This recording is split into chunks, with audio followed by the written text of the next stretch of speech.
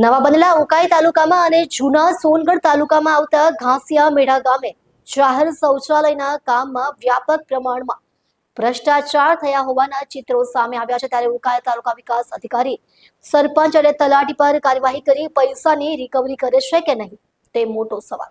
તાપી જિલ્લામાં તલાટી સરપંચની setting.com અને તાલુકા પંચાયતના એસઓની મિલીભગતથી કરોડો રૂપિયાના ભ્રષ્ટાચાર થયા હોવાના પુરાવા એક સામે આવી રહ્યા છે। ઘણા બધા ગામડાઓમાં સ્વચ્છ ભારત મિશન હેઠળ કચરાપેટી ગાયબ છે। ઘણા ગામડામાં જાહેર શૌચાલય માત્ર નામ પૂરતા બનાવી સુવિધાના અભાવે ખંડેર થતા જોવા મળી રહ્યા છે। આવો જ એક કિસ્સો જૂના સોનગઢ તાલુકાના હાલ બનેલા નવા ઉકાઈ તાલુકામાં આવતા ગામ ઘાસિયા મેળા ખાતે સામે આવ્યો છે, જ્યાં એક શૌચાલય કે જે ડુંગરી ફળિયા ચર્ચ પાસે બનાવવામાં આવ્યું છે તે તો એવી જગ્યાએ બનાવવામાં આવ્યું છે કે જ્યાં જાડી ઝાખરા વચ્ચે પબ્લિક પહોંચી જ ન શકે। તો આ સવાલ ઊભો થાય છે કે જ્યાં પબ્લિક પહોંચી શકતી નથી ત્યાં શૌચાલય માત્ર શું પૈસા બગાડ કરવા અને એમાંથી હલકી કક્ષાનું કામ કરી કટકી ખાવા માટે બનાવવામાં આવ્યો? અને જ્યારે સરપંચે આ કામ કરાવ્યું ત્યારે તલાટી શું ઊંઘમાં હતા અને તલાટી અને સરપંચનું setting.com હતું? તો આ કામના પૈસા મંજૂર કરનાર તાલુકા વિકાસ અધિકારીએ શું જોયા વગર જ બિલો મંજૂર કરી દીધા? આજ ગામના ઘસિયા ફળિયામાં પણ આ જ પરિસ્થિતિ છે, જ્યાં શૌચાલય બન્યા બાદ ખંડેરની હાલતમાં આવી ગયો પણ એનો કોઈ પ્રકારનો ઉપયોગ થતો દેખાતો નથી।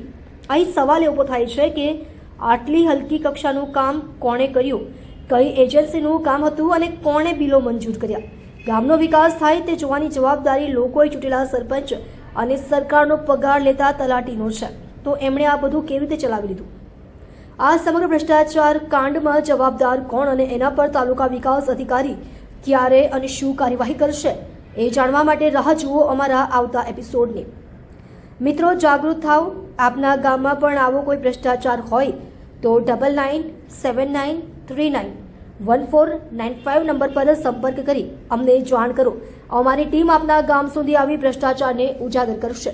ડોક્ટર બિંદેશ્વરી શાહ સાથે રક્ષા ગામિત, તાપી। નવે બનેલો ઉકાઈ તાલુકો ભ્રષ્ટાચારનો અખાડો બની ગયો હોય એવા ચિત્રો સામે આવી રહ્યા છે। જ્યારે આ નવો બનેલો ઉકાઈ તાલુકો સોનગઢ તાલુકો હતો તે સમયે ઘાસિયા મેળા ગામમાં ડુંગરી ફળિયું ચર્ચ પાસે આ સામૂહિક શૌચાલય બનાવેલું જોઈ શકાય છે। આ શૌચાલયની ચારો તરફ આપ જોશો તો ઝાડી ઝાકરા છે, એટલે જાણે શૌચાલય સંતાઈ રાખવા માટે બનાવી રાખવામાં આવ્યું એવું દેખાય છે। તો સવાલ એ ઉભો થાય છે કે સોનાનું શૌચાલય હતો કે એને સંતાડી રાખવા માટે બનાવી રાખવામાં આવ્યો છે?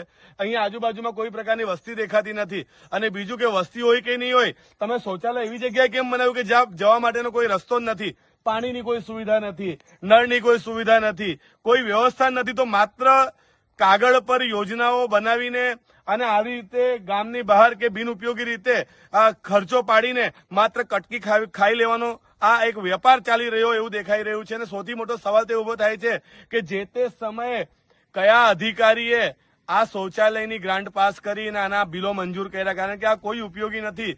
એટલે સોનગઢ તાલુકામાં, વ્યારા તાલુકામાં, સમગ્ર તાપી જિલ્લામાં જો આપના ગામમાં પણ આવી કોઈ સમસ્યા હોય તો અમારી ચેનલનો સંપર્ક કરો। 9979391495 નંબર પર સ્થાનિક પ્રતિનિધિનો સંપર્ક કરો અને આવા ભ્રષ્ટાચારને ઉઘાડો પાડવા માટે આગળ આવો એવી આપ સૌને વિનંતી।